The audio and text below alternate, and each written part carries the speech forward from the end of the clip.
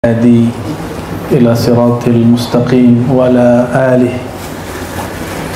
أما بعد، اللهم يا عليم علمنا علما ينفعنا، اللهم يا سميع يا بصير أسمعنا كلامك وأبصرنا وجهك ووجه نبيك المصطفى محمد صلى الله عليه وسلم. Amin ya rabbal alamin.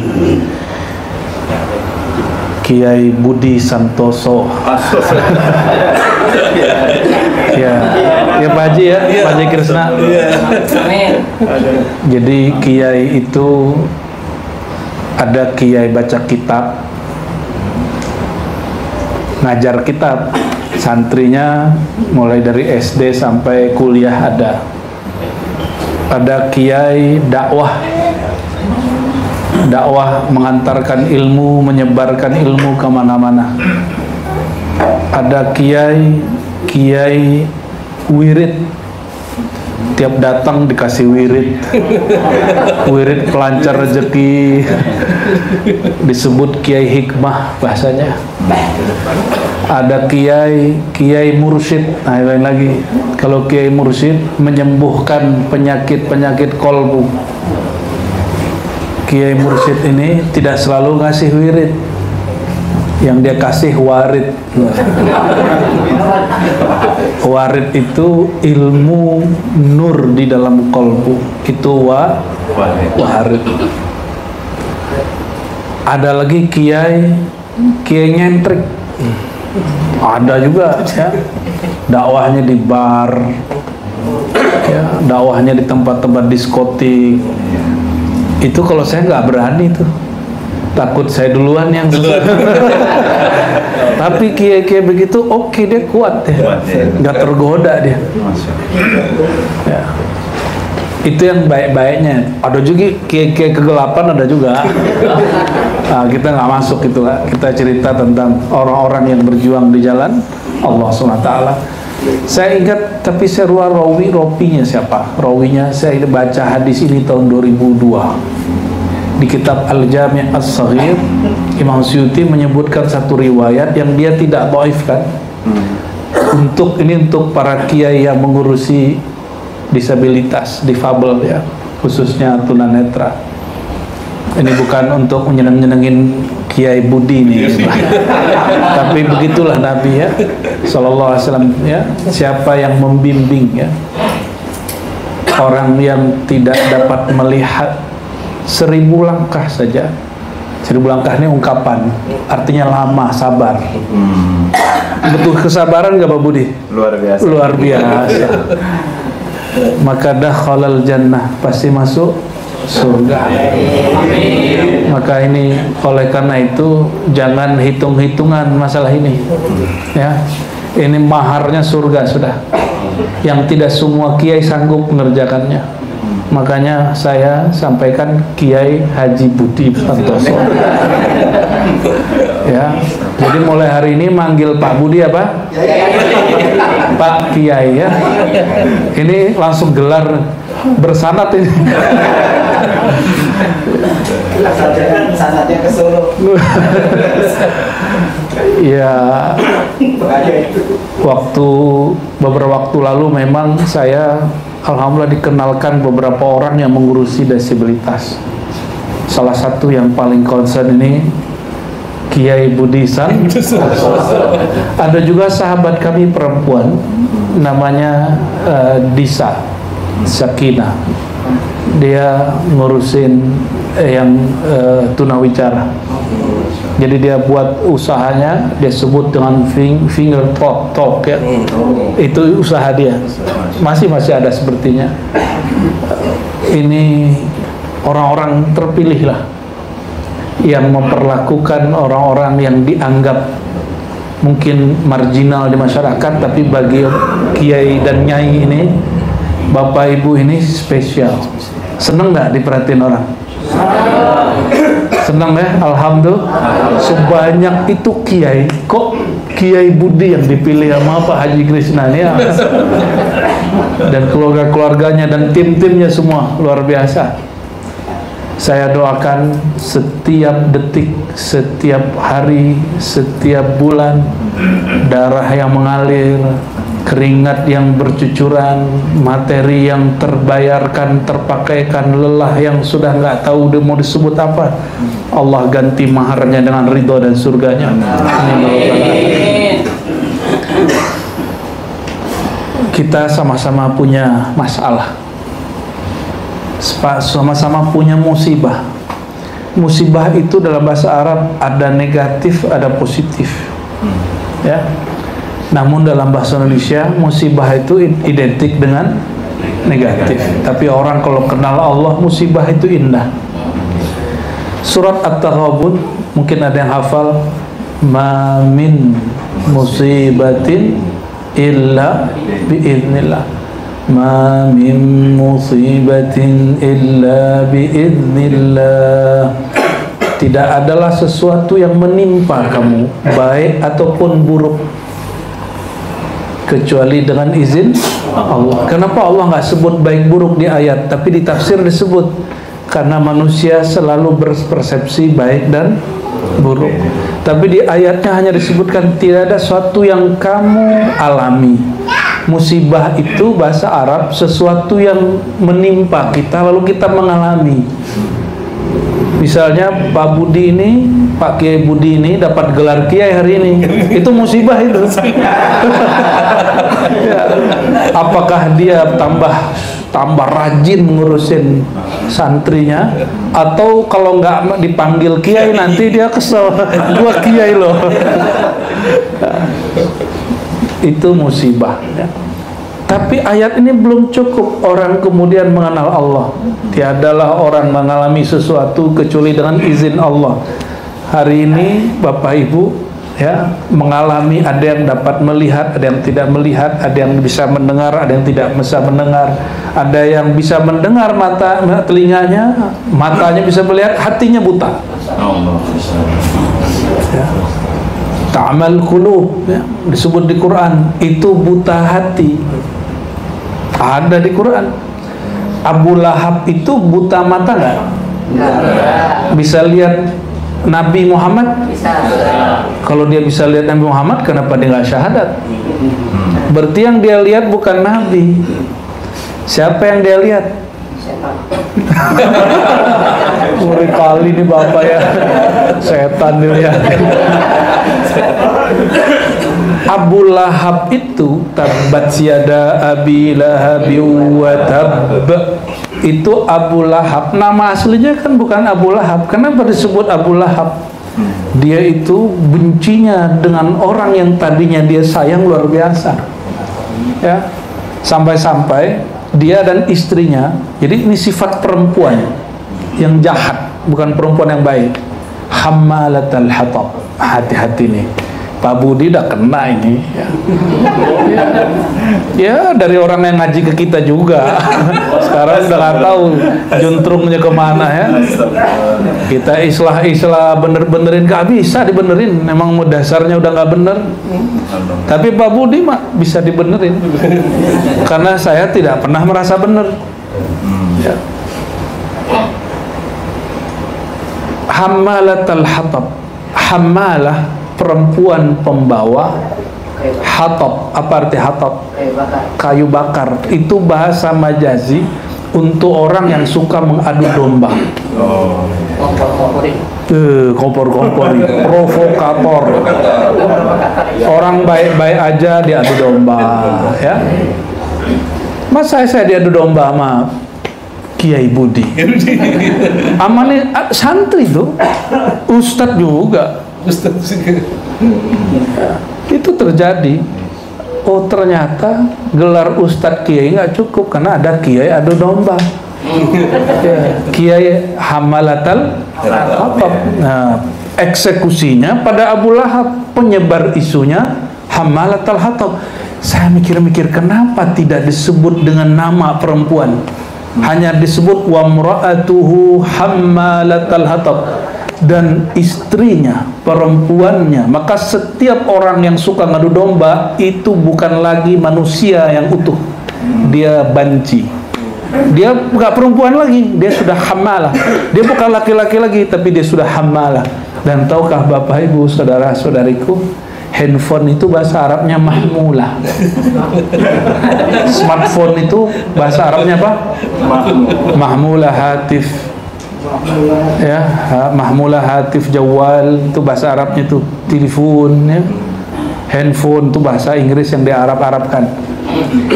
Maksud saya apa? Hamalah itu sekarang alatnya sudah di tangan kita. Ini rahasia Allah ini. Bukan berdekatan lagi ya. Dan mohon maaf nih Pak Haji, udah di tangan kita sudah. Pasar digenggam. Bukan di dekat-dekat ya. Udah digenggam. Kalau nggak ada dia kita cari-cari. Nih hati-hati ya, hati-hati. Jangan-jangan yang kita dengarkan selama ini setiap hari di YouTube kita, ya, di handphone kita itu orang-orang yang menyebar adu domba. Nih tesnya gampang. Setiap kali dengar tambah benci sama seseorang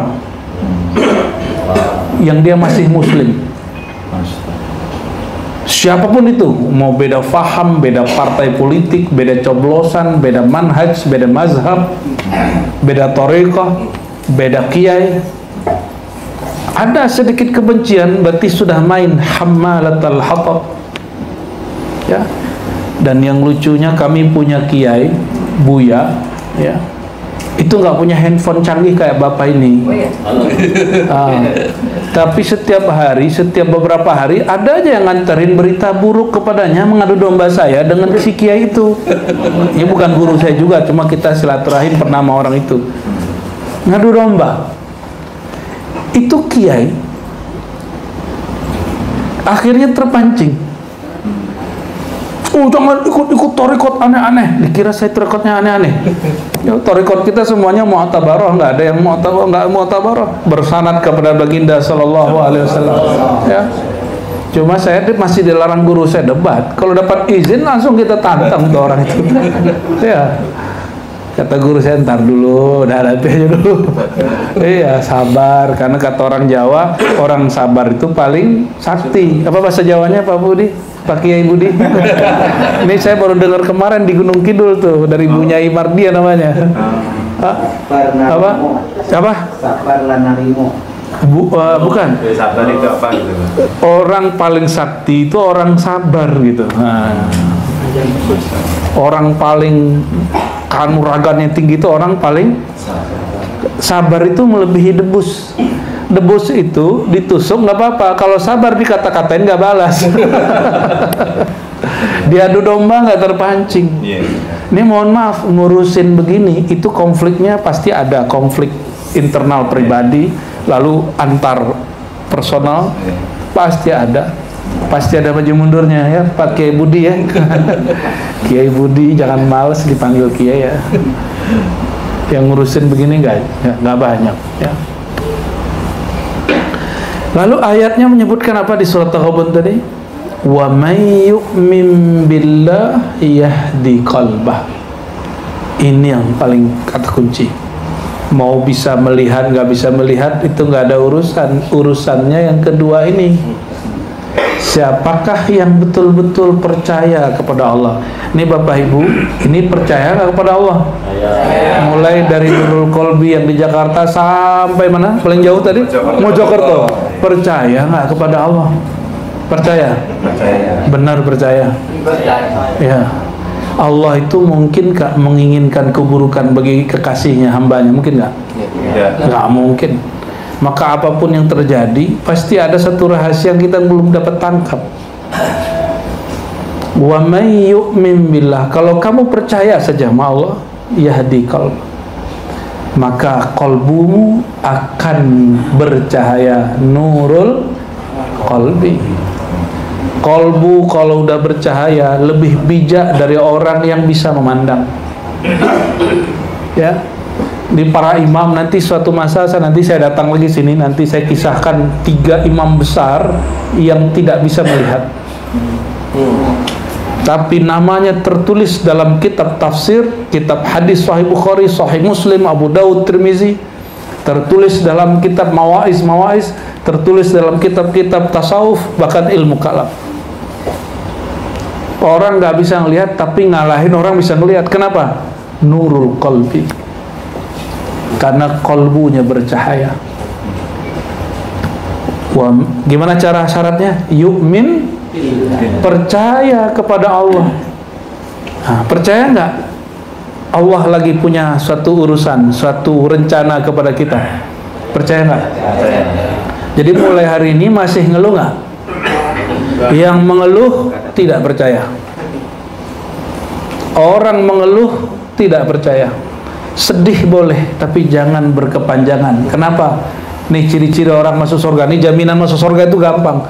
Innal ladzina qalu rabbuna Allah tsumma istaqamu fala khaufun 'alaihim wala hum yahzanun ulaika ashabul jannati khalidina fiha jazaa'an bima kanu ya'malun. Surah Al-Ahqaf. Sesungguhnya orang yang mengenal Allah. Nah, ini terjemahan kita Kiai Budi ya. Innal ladzina qalu rabbuna Allah. Orang yang kenal Allah lalu dia menjaga keistiqomahannya. Jadi kenal Allah cukup? Belum cukup. Dia mesti berusaha sudah syahadat, sudah sholat, belum cukup. Apa yang paling penting setelah mengenal Allah? Istaqamu. Istaqamu itu terjemahan kita istiqomah. Tapi istiqomah bahasa Indonesia keliru. Istiqomah bahasa Indonesia artinya continue. Tidak. Kesannya kalau istiqomah ini orang nggak pernah dosa lagi. Nggak mungkin. Kita ini pasti akan berdosa. Pasti ada salah. Coba tanyakan, udah jadi Pak Kiai nih, Kiai Budi hari ini ada nggak hatinya sedikit merasa sesuatu yang nggak nyaman, yang kayaknya itu dosa? Ada nggak? Kesel gitu. Yeah. Ini orang kok nggak becus, misalnya gitu ya. Jamaah susah diatur. Itu kesel begitu. Itu nodain kolbu. Itu yang dilawannya setiap hari 24 tahun ini. Maka jadi orang paling nggak sabar. Maka dia ada domba sama saya, beliau selamat, alhamdulillah. Alhamdulillah. Dikit lagi belaga kita. Belum jadi kiai udah benturan sama kita ya kan. Gagal jadi kiai ntar.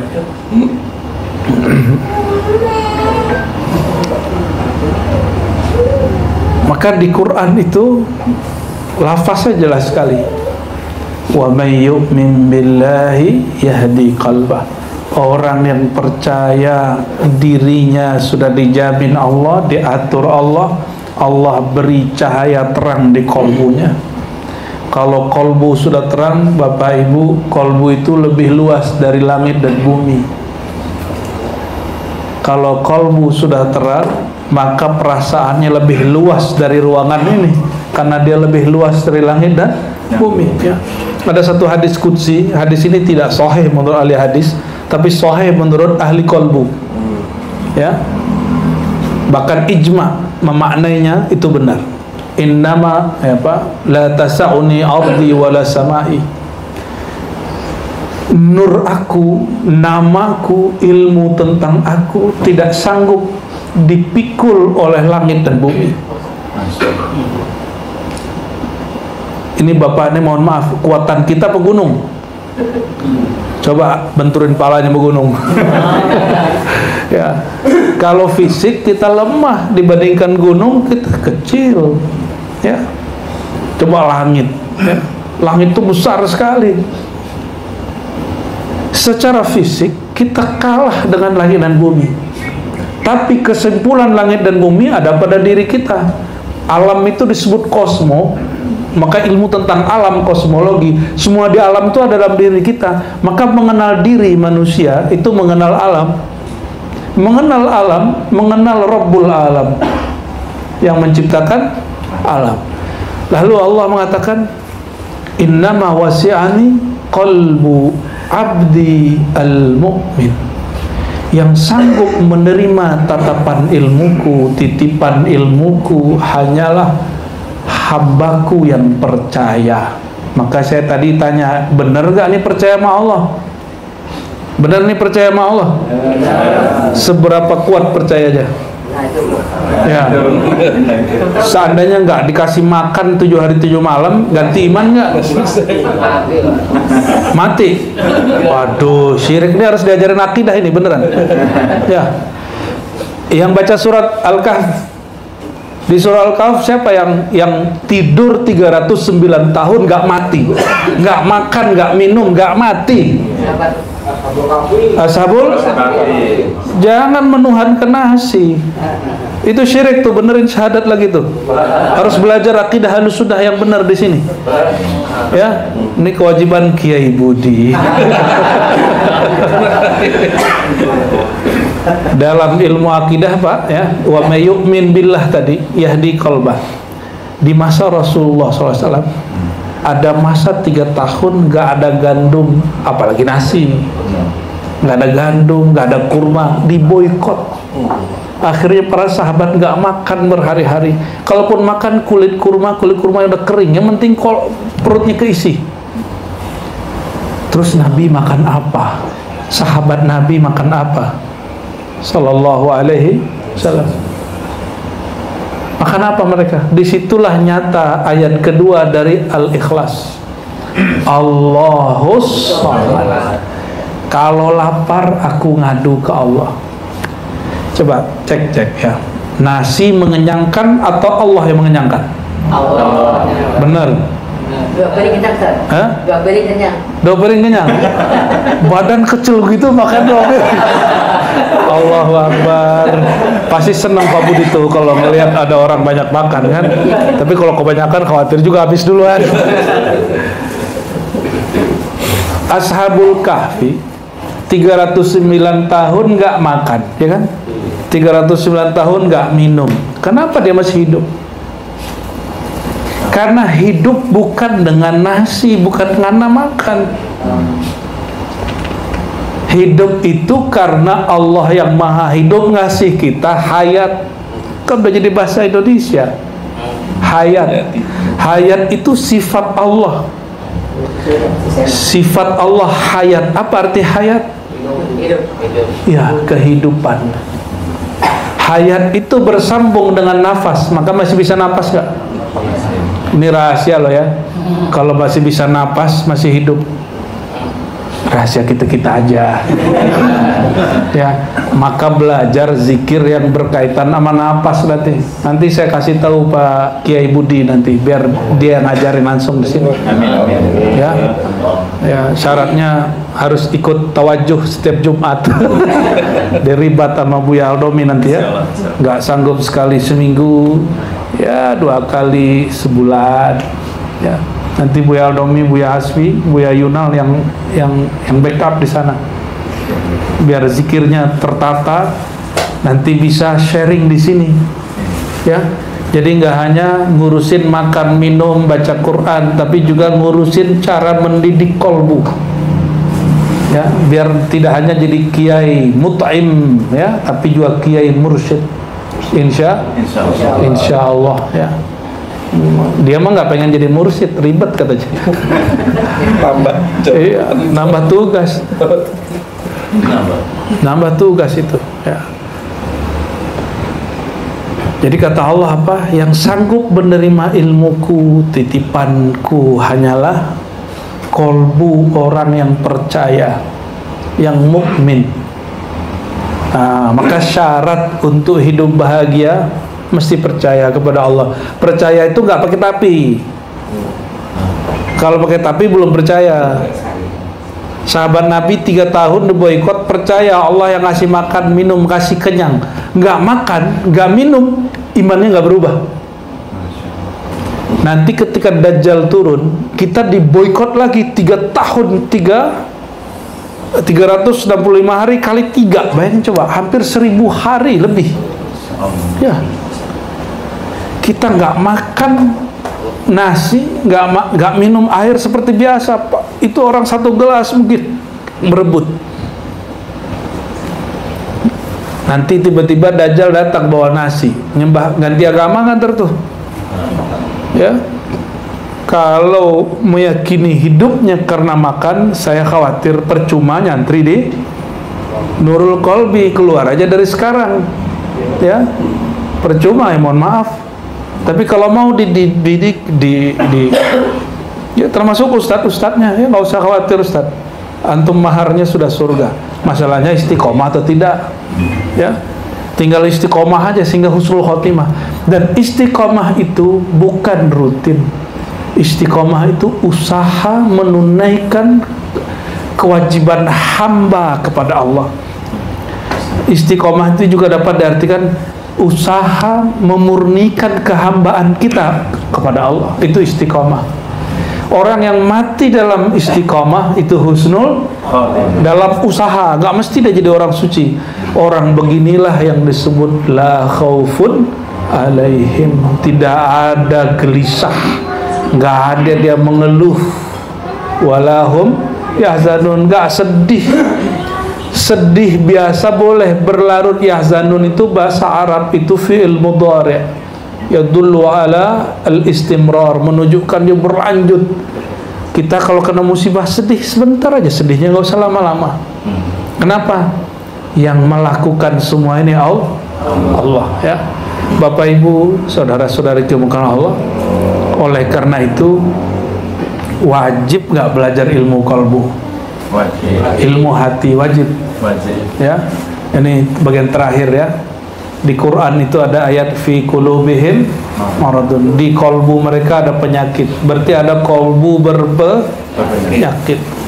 Itu ayat tentang orang munafik. Munafik itu kerjaannya apa? Merasa paling benar. Ini kerjaan munafik, nggak pernah merasa salah.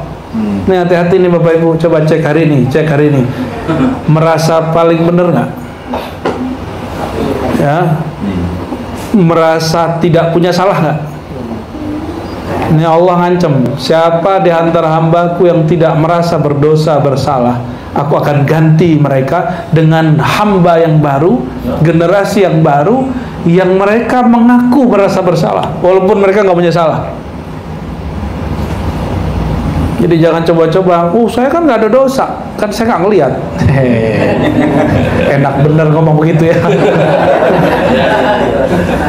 Mata itu cuma alat maksiat, maksiatnya bukan di mata, maksiat itu di kolbu. Terjemahannya pandangan yang liar, lisan yang nakal, lisan yang kasar. Basicnya kolbu semua.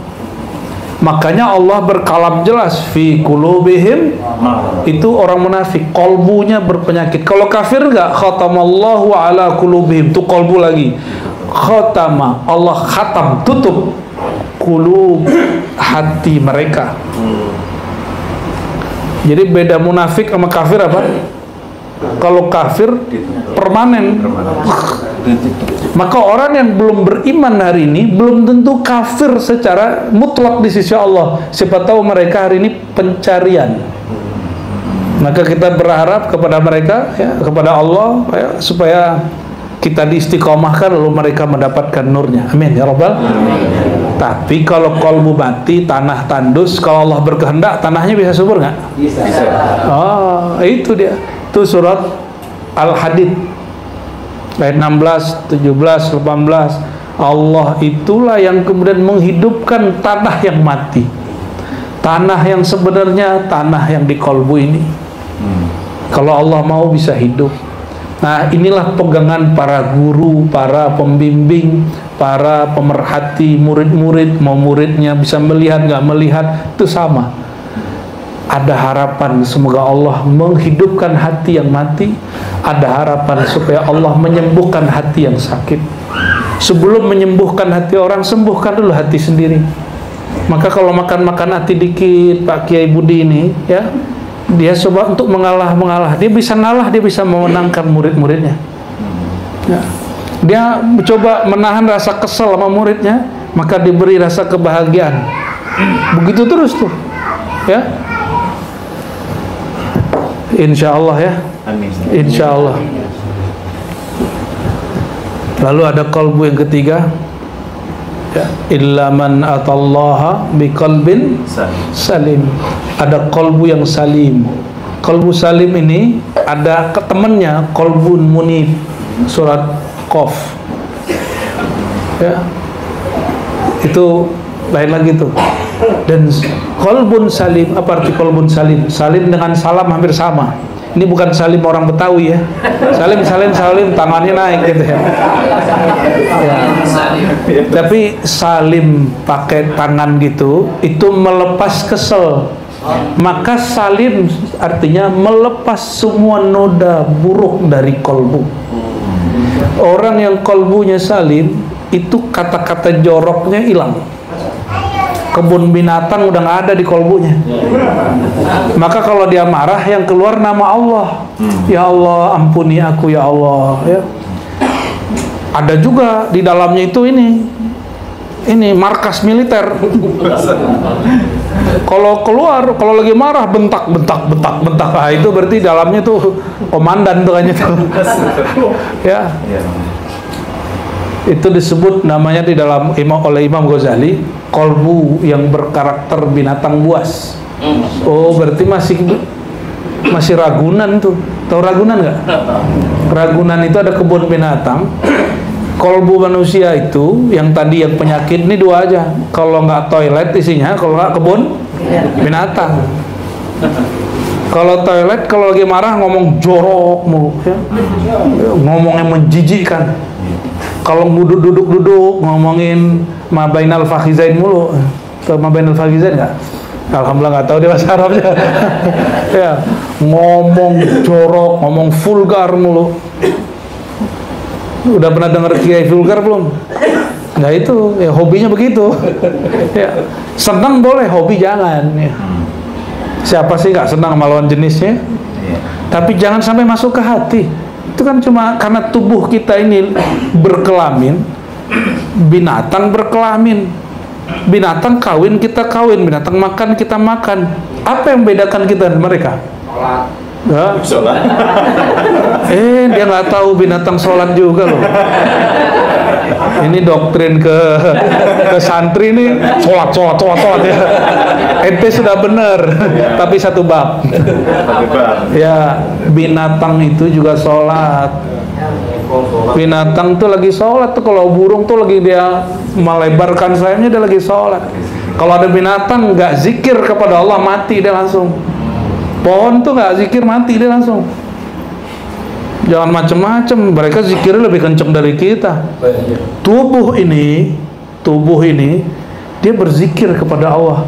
Tapi jiwa kita kadang bandel, kita nggak ikut zikir, maka dia gelisah. Jadi kapan mulai orang gelisah?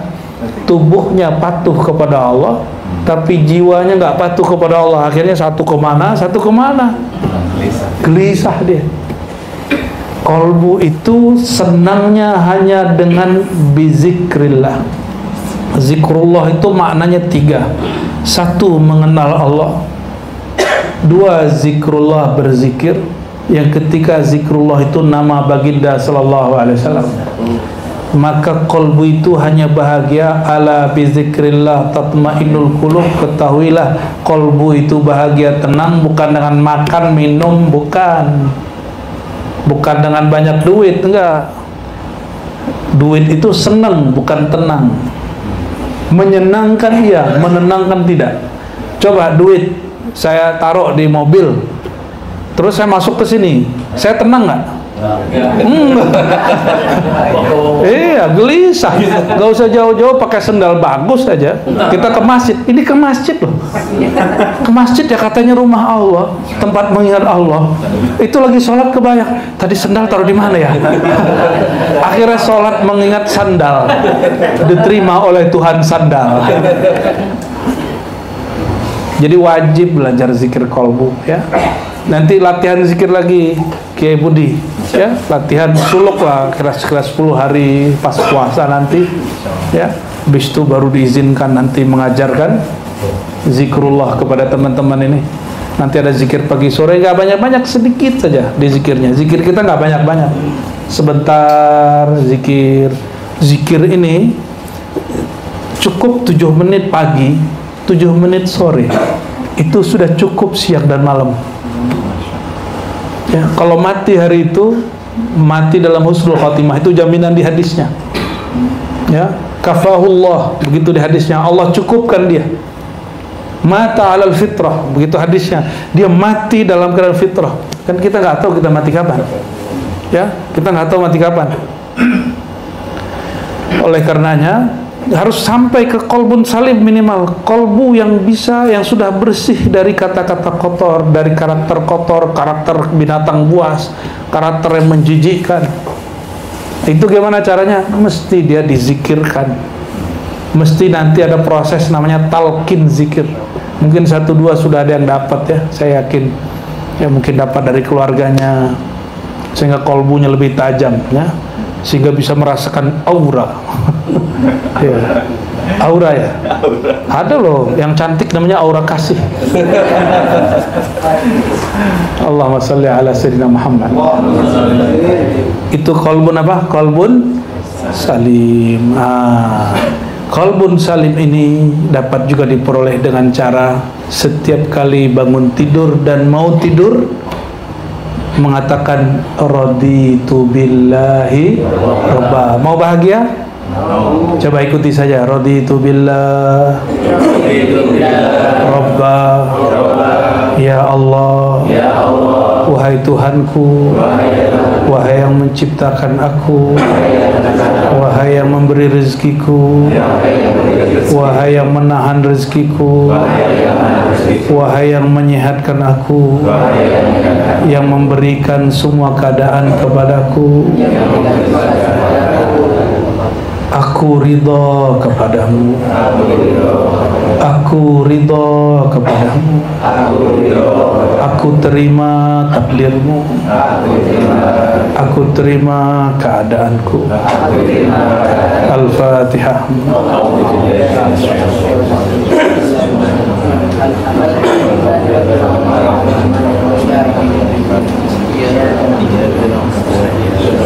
Ya, ini khusus ya. Amalkan pagi 3 kali, lalu sebelum tidur ya.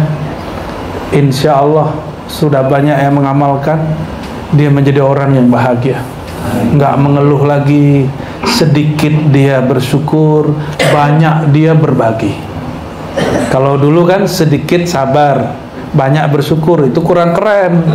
Sedikit aja bersyukur, kalau banyak berbagi. Itulah makom Sayyidina Muhammad SAW. Ketika beliau mau meninggal pun yang beliau pikirkan umatnya. Saya senang tadi kalimat risau. Wah, itu keren. Itu kalimat ikhwah tabligh itu ya, merisaukan saudara sesama mukmin ya. Itu amal mulia sebelum kita berpulang kepada Allah Subhanahu wa Ta'ala. Barangkali itu Kiai Budi. Semoga kawan-kawan Nurul Qalbi cahayanya langsung masuk ke dalam kolbu ya. Sesuai namanya Nur Qalbi, nur cahaya masuk ke dalam kolbu. Tadi dengan baca raditu billah itu kolbunya sudah langsung bercahaya ya. Buktinya apa? Mulai menerima diri ya. Maka perlu diulang-ulang karena kita ini manusia gampang lupa, mudah lupa, wajib mengulang. Itu yang disebut zikran katsira, mengulang-ulang zikir supaya menjadi kebiasaan. Inilah yang disebut istiqamah. Semoga Allah Ta'ala meridhai kami, meridhai kita semua, dan kita hidup dalam ridha cinta. Amin rabbal alamin. Ila ruhin Nabi sallallahu alaihi wasallam. Al-Fatihah.